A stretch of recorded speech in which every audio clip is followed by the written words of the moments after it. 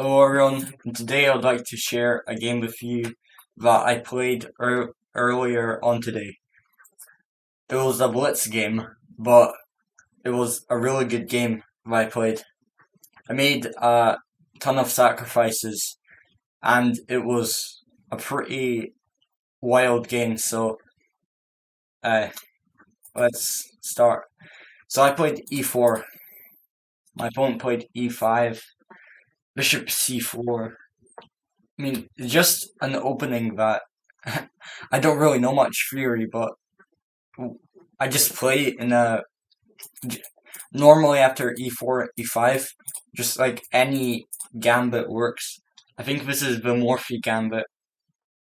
So here, yeah, I'm kind of letting him take the pawn, but it's like a sacrifice, so he doesn't take it. So I go knight c3, and this is apparently a blunder.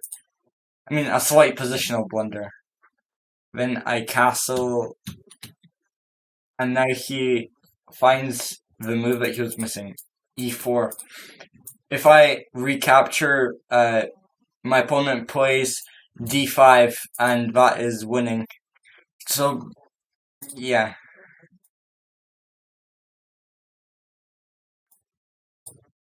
Okay, after that, d5 just pins and wins back for b, so I went back. Here, one back for pawn, c6, queen c2, g6, and now I play bishop h6.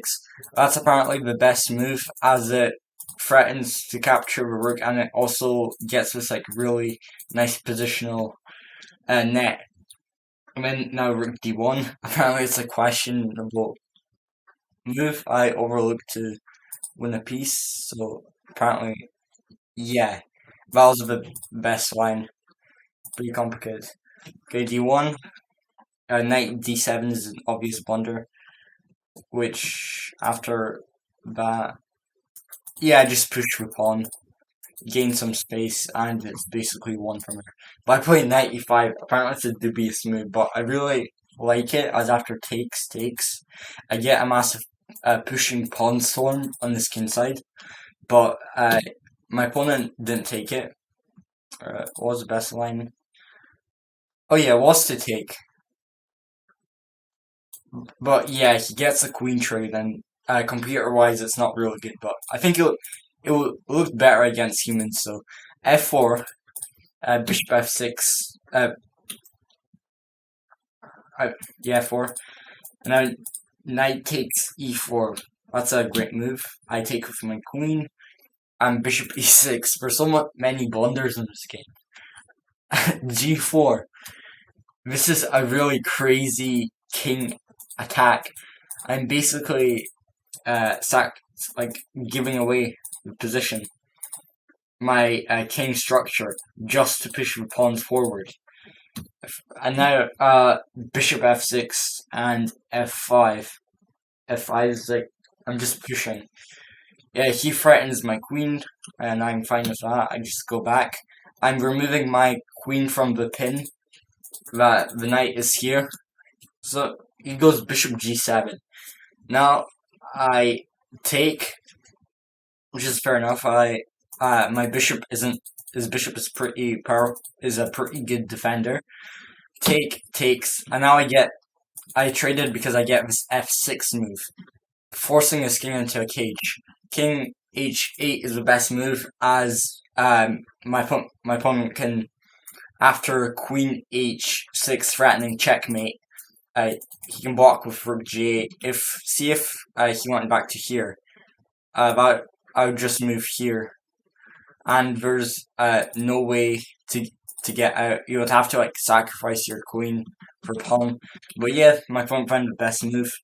I go in, rook g8, the best move. Now I play a brilliant move, rook f3. If my opponent takes the rook, I just take the f7 square, which is checkmate. But my opponent found the best move, queen f8. And here, apparently, there's a pretty complicated line.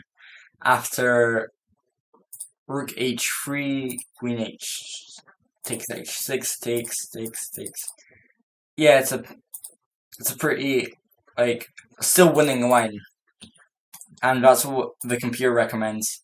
But here I played queen h4, which is a blunder, and it brings the position back to equal. My opponent takes, which is a great move, best move. I take back, and now what I'm hoping is I get a ton of threats with my knight. Somehow bring it to g5, maybe, and get my rook in. H6, a decent move. Like I play rook e1, which is apparently a blunder, but he plays king h7. This is definitely a blunder. As I go in with my knight, knight g5, king goes back, and rook e7 controls that line completely. After rook e8, it's just over. There's a quicker line to finish the game.